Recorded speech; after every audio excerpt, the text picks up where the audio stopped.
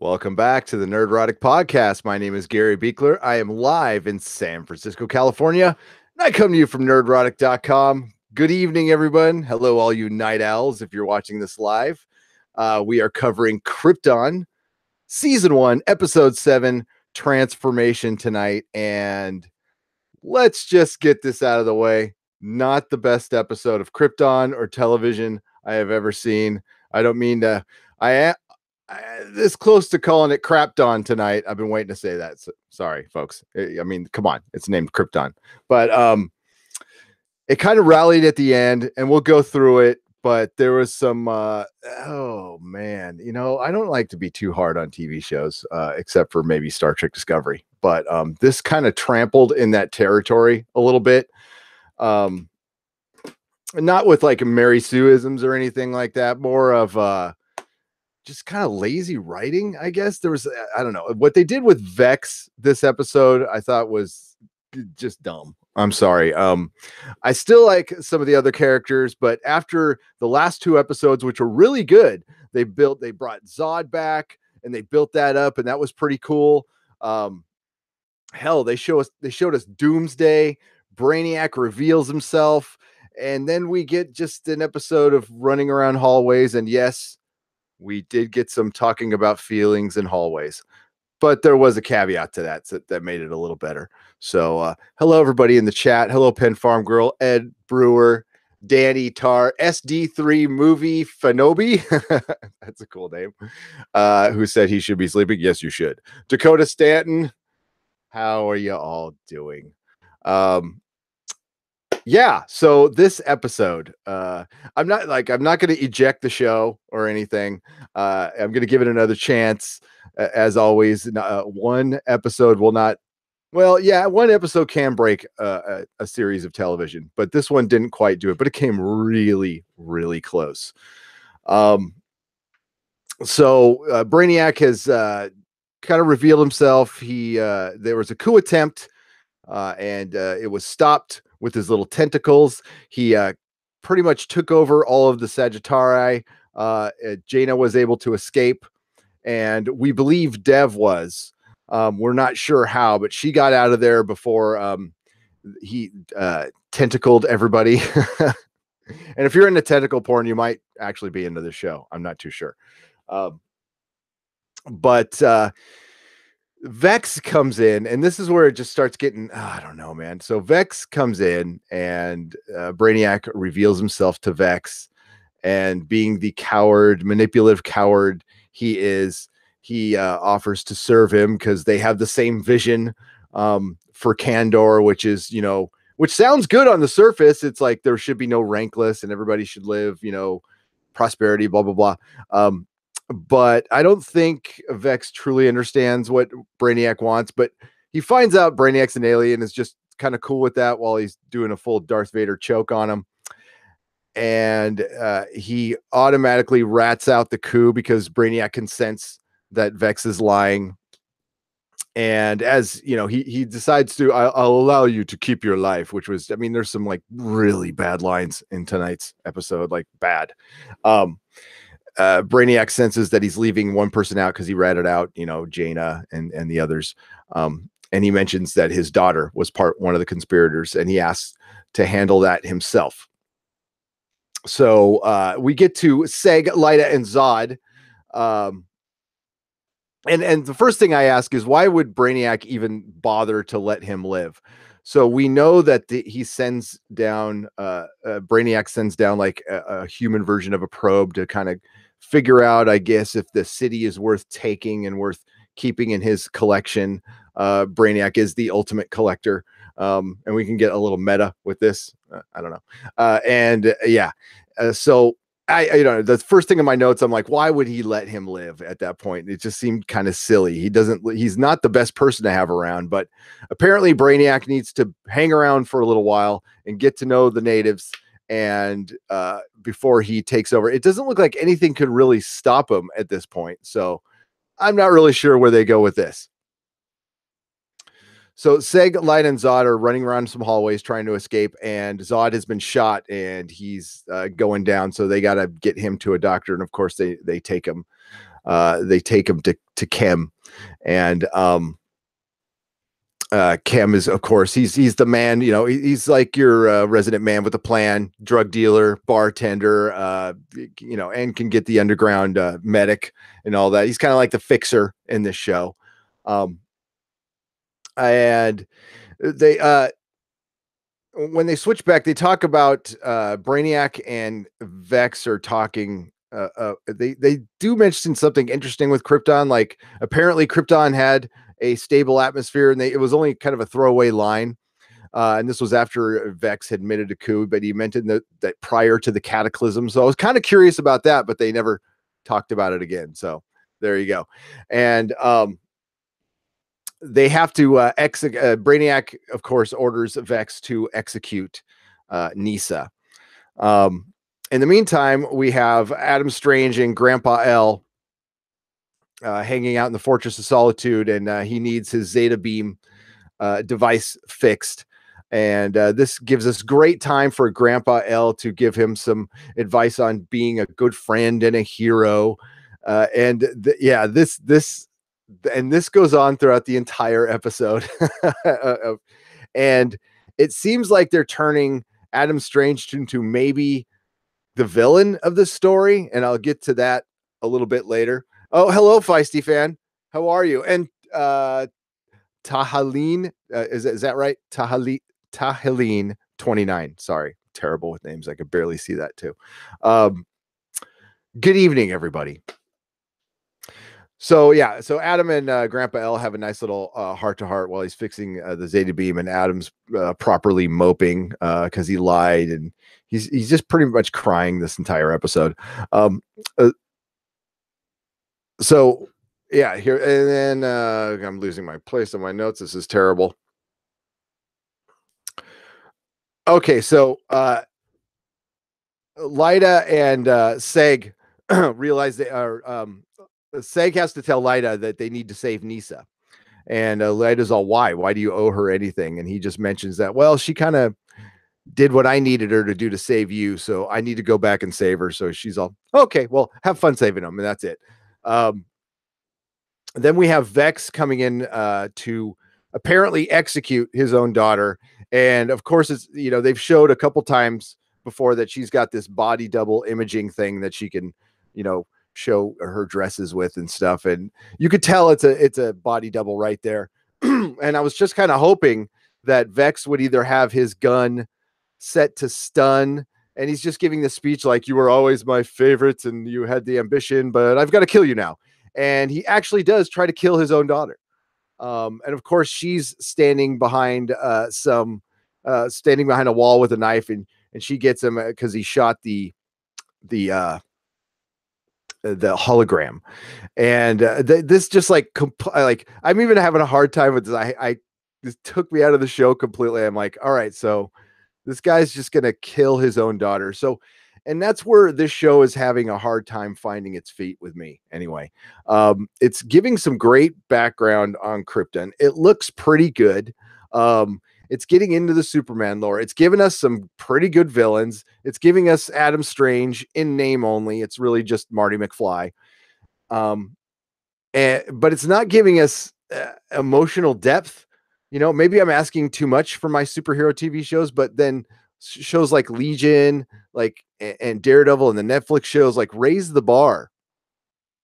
So I don't know. I know I get my expectations up, but if you're gonna do a show to us nerds nowadays, we do well. For one, we're a hard bunch to please to begin with, but you can't dabble in CW and then dabble in something a little better. So hopefully it's just a first season trying to find its ground, and the episode does end a little better, but that completely took out, and Vex just became a nobody character, paper thin. Not that he was that deep to begin with, but at this point I just want Brainiac to kill him, and so we can just get this guy off the screen, because I can't stand him. I mean, yeah, he's not that important to the story for me, other than to annoy me at this point. I don't know how you all feel about that. I usually don't get this negative about a show, but that was lame. It was just, I'm gonna admit it was lame.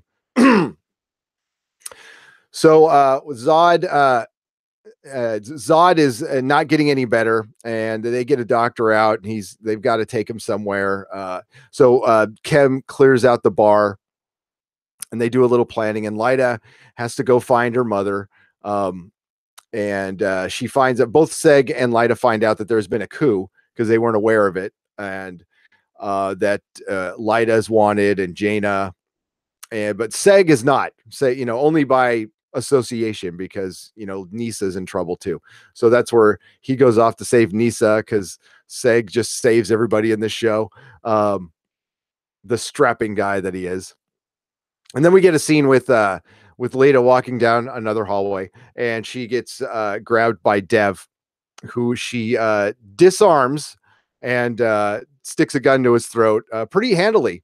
And she's like a foot shorter than he is, so I don't know, but maybe he had a lot on his mind. And they have a little chat about their feelings, and he appreciated the fact that she thought enough of him to lie and say that she loved him when she was about to be executed. But I mean, you can't blame a girl. I mean, when you're about to be executed, you're going to kind of say anything at that point. You don't think you'd have to wake up the next morning to face any consequences. Okay. So yeah, got to give a girl break on that one. So Dev admits that he had thrown in with Jaina, and they need to go find her. So they're off to go find Mama Zod.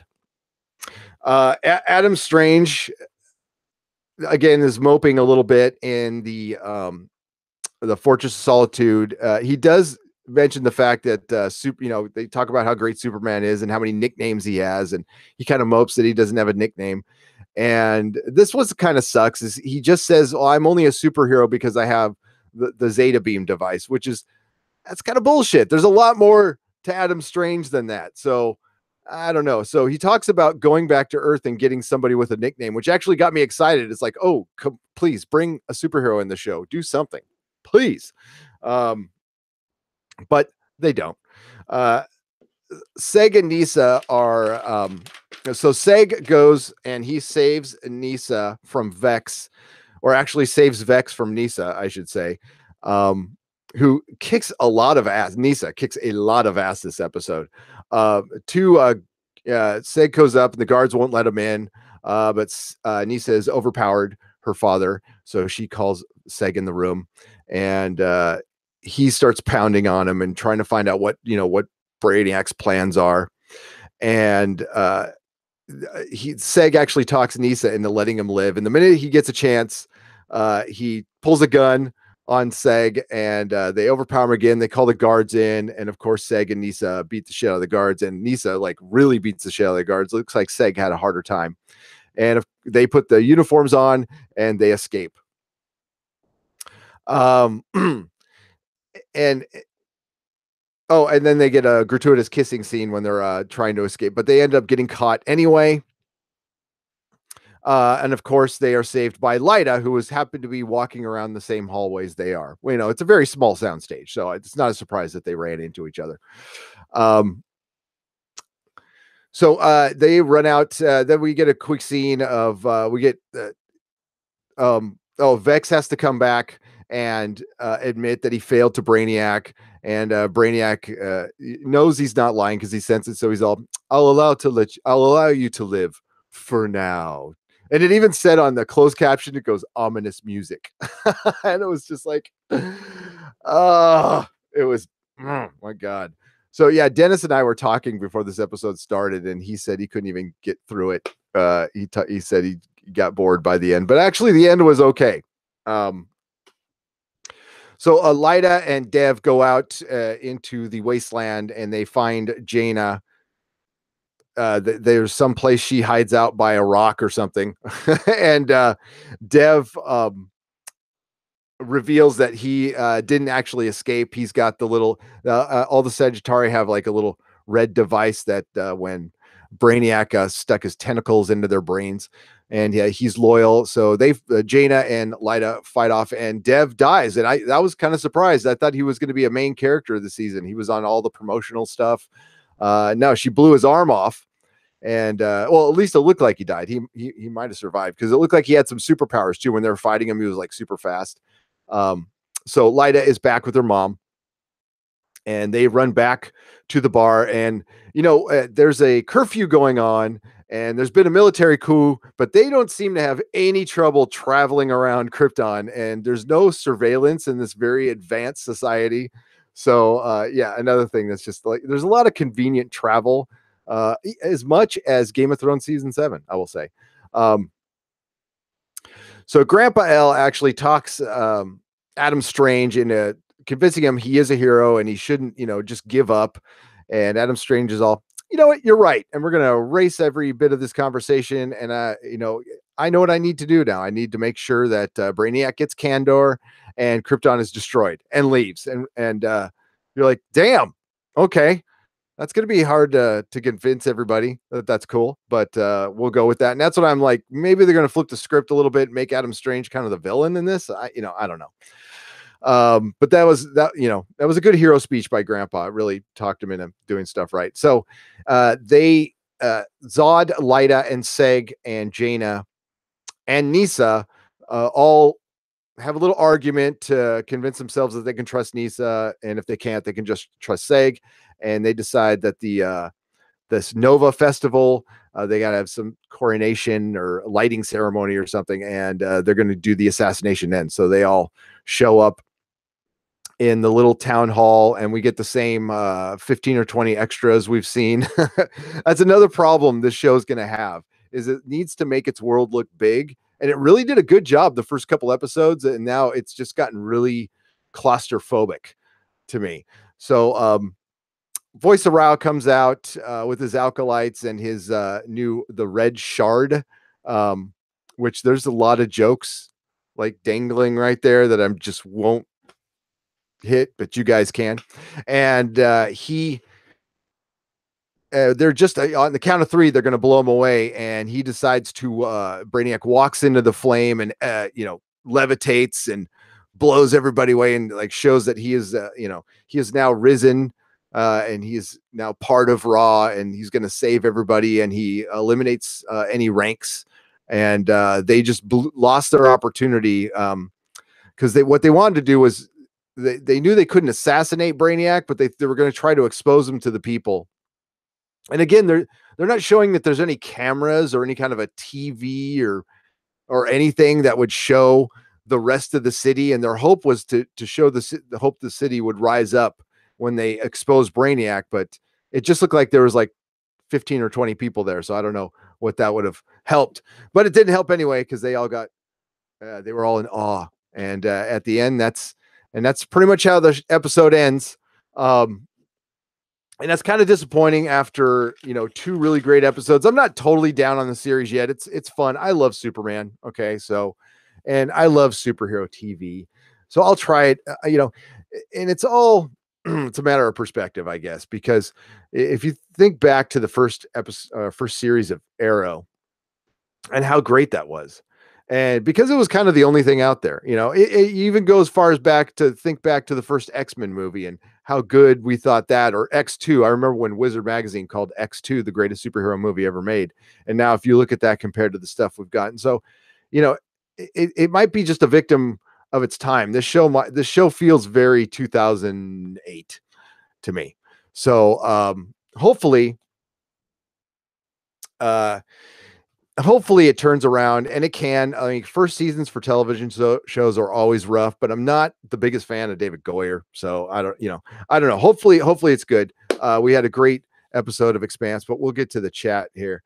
I hate to come on and be negative. It's not with a TV show anyway. It's not really our thing here, but I'm not going to freaking lie to you guys either. I just telling you what I think. And yes, it's late. It's wow. When I started, it was 12:42 in Wisconsin. You're in Wisconsin. That's right, Dakota. That's where my wife is from.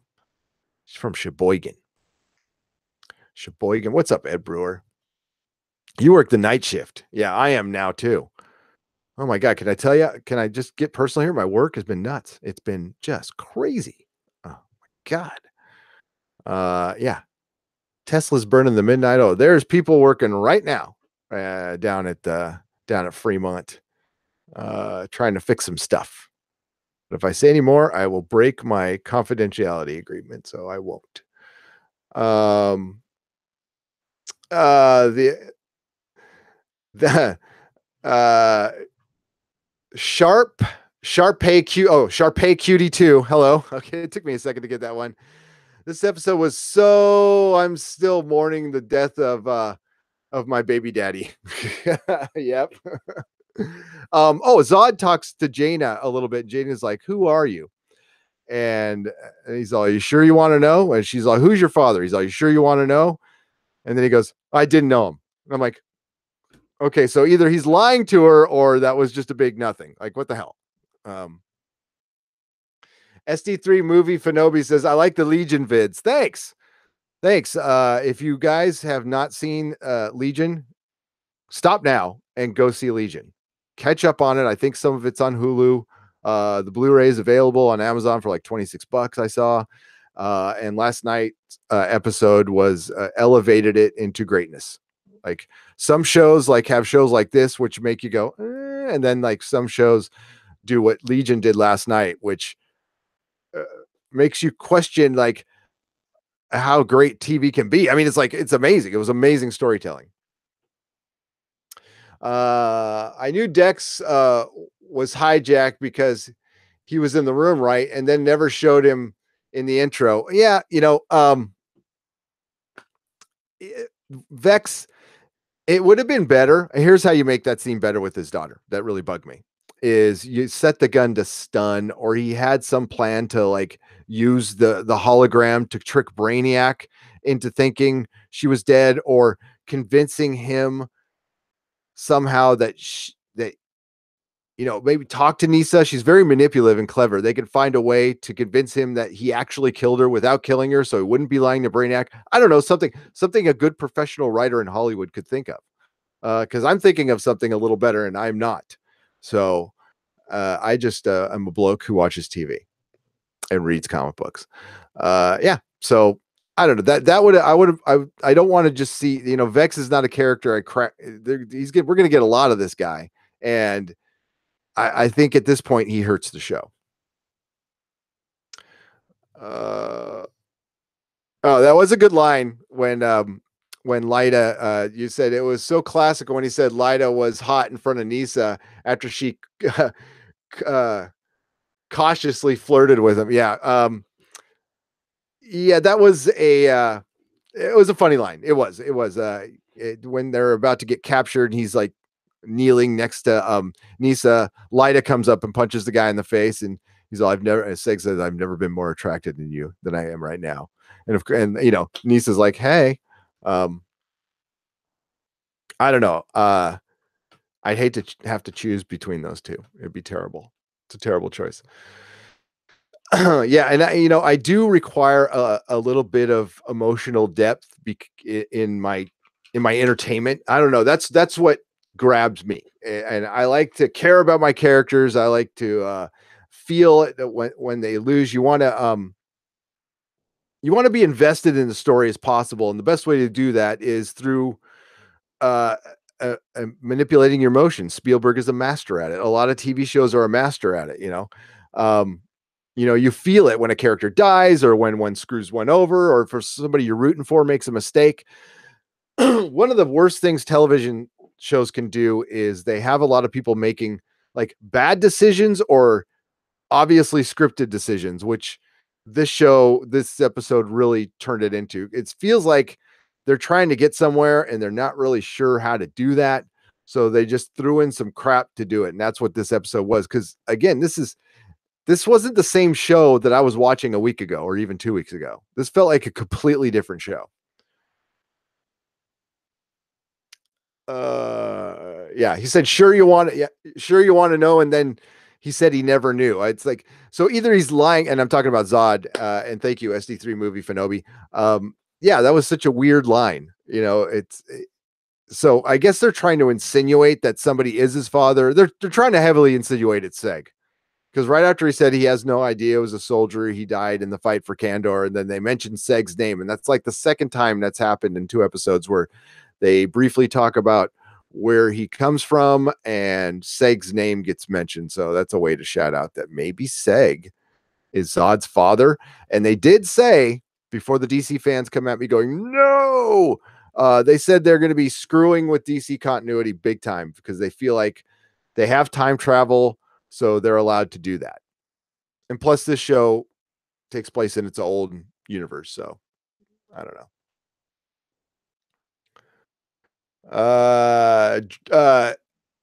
Sharpay Cutie says Zod is dark skinned, so I still think it's Dev. I think Dev is dead though, unless Lyta and Dev got it on, or unless Dev is still alive. I mean, they just left his body out there, so I have a feeling he'll probably come back. He just blew his arm off, and he was super powered, and he's part Brainiac now, so it might take a little more than that to kill him. So they might have just knocked him out. You talked about not having much emotional, Jess. I think Jaina and Lyta are starting to open up now, says Danny Tar. Yeah, their scenes are the best, and the actress who plays Jaina is kind of the best thing in this show. So she brings it. She's really good. She's surrounded. I mean, yeah, that guy playing Darren Vex is not good. I don't know, but what saves the show is her, and the actress plays Nisa too. She's really good. Yeah, the female leads are pretty damn good in the show. They're kind of carrying the show right now. Seg is good. He's all right. He's funny. Adam Strange, I was liking at first, but he's starting to get kind of, I don't know, a little mopey. By all this telling of the future, they should be worrying about time paradoxes, says Sharpay Cutie 2. Absolutely. Have they not watched Doctor Who? You think Adam Strange would have. A lot of hallways in this world. Yes, there is. This is the problem when you pitch a show to a sub cable network. That's what sucks about sci-fi is that they're based on like really high budget stuff, and they don't have a high budget. Sorry to say.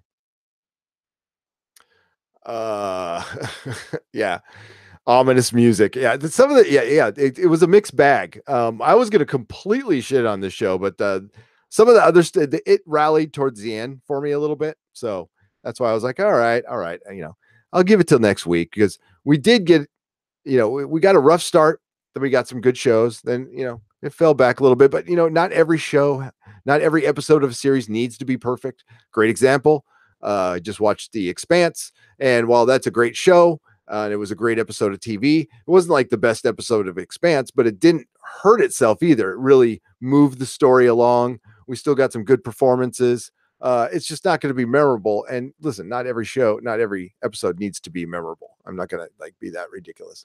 We're starting to see more more humane side of Jaina. Notice how Lyta, where she knew she would be at the exact same spot where she left her brother to die in the previous episode. So maybe, yeah. And when Jaina opened up and said, listen, when she told Lyta's like, why in the hell did you do this? You betrayed everything we were as a Zod. And Jane's like, basically, I'm paraphrasing, like, I did it for you. I had to choose my honor over, she had the same choice to make that Vex did. Of course, Vex was going to die, but, like Jaina took that chance too. And now she's ruined. So she made the right decision, and Vex did not. As a pop, I would not sell out my own kids, much less try to murder one of them. Okay. Like, they make you want to strangle them sometimes, but those are kids. You still love them to death. Yeah. So yeah, that was one of the best scenes in the show when Jaina's, I did it for you, and Lyta could have said thank you, but it showed Zods are very, it's very hard for Zods to show their emotions and stuff. So,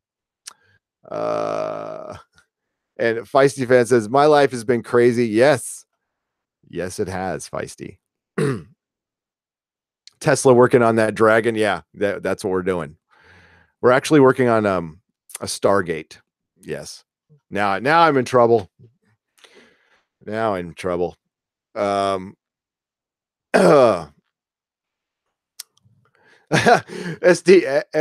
movie Fanobi says Seg's grandfather hologram has more emotional depth. Luke, I'm Zod's father, right? Yes. Lyda's mom killed his parents, and Niece's dad killed his grandfather and took his house name. I know, like Seg is like really cool considering all the shite that has happened to him, right? He could still quip and joke. I'd have to admit, I'm a little broody. I would be a little broody if somebody killed my parents, and and I don't know if I would talk to like, yeah, the woman I love, but like she killed my parents. That'd be rough. It depends on like if it was Melissa, my wife now, yeah, I'd probably still talk to her. Stargate, yes, I'll let you all know when it happens. Because I'll be podcasting from the future. Uh, so yeah, I'll say average episode of Krypton. And that is okay. It is okay to have an average episode once in a while. You can't hit them all out of the park. And we understand that. The creative process is very difficult. But that's not why you guys come here. You don't come here to hear me be understanding. I'm not going to be understanding. I'm going to be judgmental and have, unsolicited opinions. That's what we do here on the internet, right? That's how we roll. Listen, I could be complaining about comics, which I could do for hours, but I know you guys don't want to hear that. So I'm going to wrap this up in a few minutes, but let's talk about all the fun. For one, like we got like a crap load of subscribers over the. I mean, okay, it's not the big channels. We're still. My head is not getting big. We are still a very small channel, but we are a fun group and we're a tight group, and it's awesome. And we've gotten like 60 subscribers in 24 hours, which is huge for us. And it looks like it was from a little bit from Westworld and a lot from the Legion episode last night. So I guess a lot of people jumped onto that Legion episode, and man, I don't know if Twitter was talking about, I don't know who was talking about it, but the interest in Legion has always been high, but it leveled up last night. It was so good. So just thank you. If you're new to the show, we don't usually crap on TV here. We're usually kind of celebrating it and having a good time. And I just wanted to say thanks for subscribing and spending your time watching us. Your time is valuable. We also have a Patreon. You can check it out. We have some wonderful patrons. We have 3 levels. You could just basically the tip jar, $1 a month. We do $5 a month where you get 3 Comic Outpost exclusive comic books.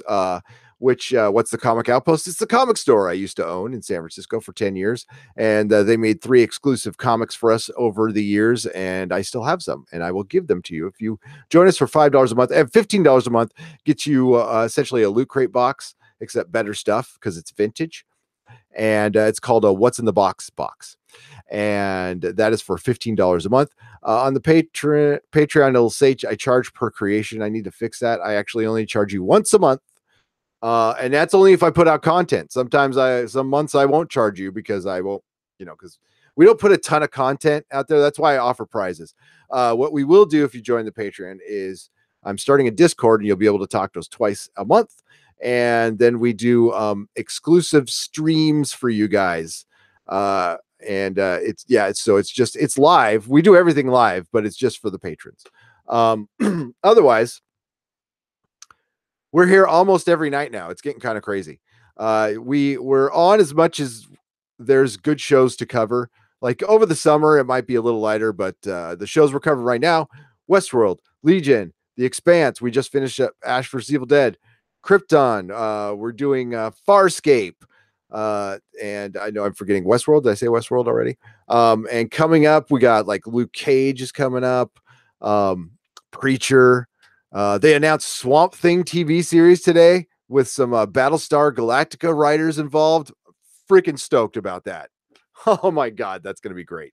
And that's going to be on the DC streaming service, which is called the DC Universe. They announced that today. So big stuff coming up. We also do a Friday night podcast, which is a live podcast where it's just Dennis and myself and Susan Layton talking to you in the chat for a couple hours. It's pretty fun. We talk about the latest news. It's cool. We like it. So tomorrow night, I'm going to be on with Feisty. Are you going to be on tomorrow with on Comics Division's channel? We're going to be talking about some comic book stuff. We're going to be talking about Free Comic Book Day and Avengers #1. Yes, Pen Farm Girl, Swamp Thing. And they're going to like not do a jokey, like it's going to be a serious take, Alan Moore-ish Swamp Thing. So that's going to be the shit. yeah, so we're going to be talking about Free Comic Book Day and Avengers #1 and whatever else comes to our mind tomorrow night on Comics Division's channel. Please check it out. Friday night, of course, we're back here for the Friday Night Live podcast. Everybody who's joined me in the chat tonight, which is Pen Farm Girl, SD3 Movie Fanobi, Danny Tarr, Edward Brewer, Pen Farm Girl, Chaos 13212. I totally did get to one of your here. Let me get to that. I have to admit, am I the only one that finds it kind of funny how Seg is in a relationship with? Oh, I already read that. Sorry. See, goddamn, this is what happens when it gets late. Jesus Christ. Feisty fan who's in there. Sharpay Cutie 2. And also, I need to show our patrons real quick, which is Dakota Stanton, Viking Bitch, Pen Farm Girl, Apple Crow, Jody, Shakiri Lama, Eric, Richard Seth Jones, Christianette Echo 9, Feisty Fan, Lawrence Howe, Isaiah Norton, Fan on Rough, Johnny Pops, Brian Smart, and Arturo Espinoza, and Ed Brewer, Logan McLeod, and we got a couple of new ones there that I can't remember right now, but man, I have got to go to bed because I got to work tomorrow. So if you want to join me at Comics Division with Feisty Fan, we'll be there tomorrow. Please join us live at 8 p.m. Pacific time. Is that right, Feisty? I don't know if you're still in there or not. Unlimited propaganda. It's okay. It'll turn into a video. It's okay if you missed it. It's always going to be here. And check out we put out a lot of content in the last 4 days. So also please check out our Infinity War review with I Love Comics, Comics Division, Feisty Fan, Susan, Dennis, and myself talking about Infinity War for 2.5 hours. It's a lot of fun with everybody in the chat. Again, you guys make the show. You're the best part about it. I will always say that. And have a good night, everybody. May the small folks sing songs of your greatness. Ciao.